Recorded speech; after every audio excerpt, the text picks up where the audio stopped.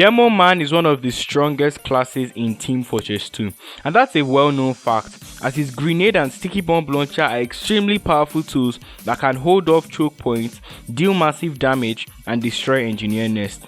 He is also very useful for uber pushes and is a very good explosives class.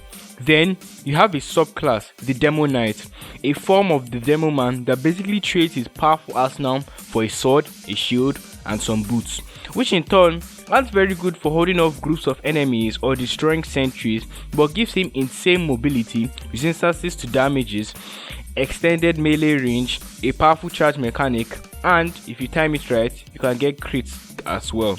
He is also very good at picking off classes one by one as opposed to regularly picking off multiple enemies. Now, both these classes have their upsides and downsides, making them fun and enjoyable for everyone.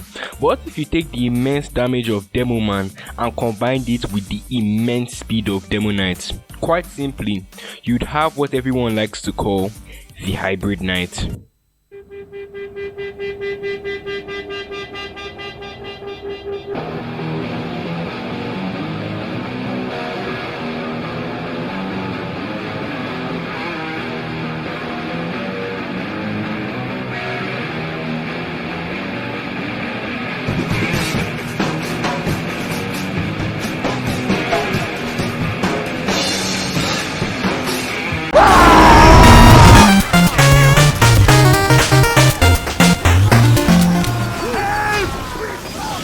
Hybrid Knight is basically a jack of all trades, to be honest, as his grenade launcher has enough power to control groups of enemies, his shield has enough resistances to keep him in the fight for longer, and a charge mechanic which increases his speed drastically for a moment, which is a great utility for a lot of things, and his sword which extends his melee range and often works best with his shield.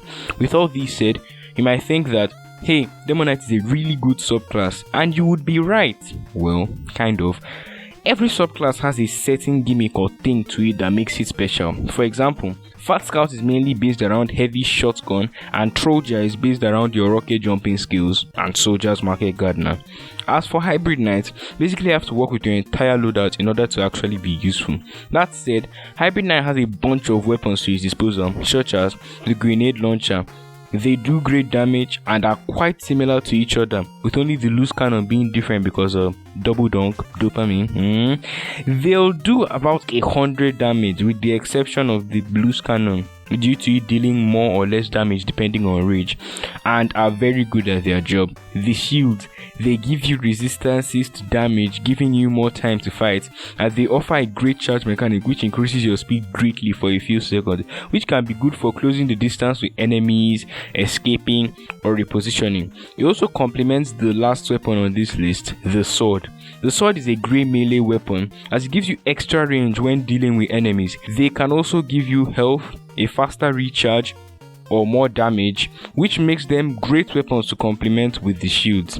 Now, as great as this all sounds, you still have to remember that Demo Knight is a jack of all trades, which basically means he's a master of none. Sometimes you won't be finding it easy against people who know how to play Demo Man or Demo Knight properly. That isn't to say that Hybrid Knight isn't viable in games. He is, in my opinion, one of the best subclasses because if you can use him well, he can be really effective and help the team out a lot.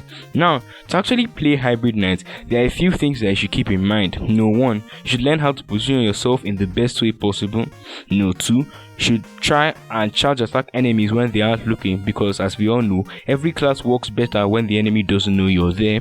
And number 3, you should in general know your limitations. You don't have the full fat damage of Demo Man nor the extreme mobility of Demo Knight, so you really need to utilize your kit in order to make some great plays.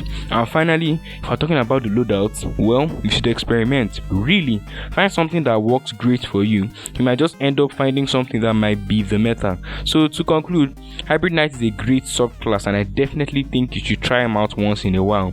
He's really fun when pulled off well and can be quite effective as well. Anyways, that's all from me, and bye bye.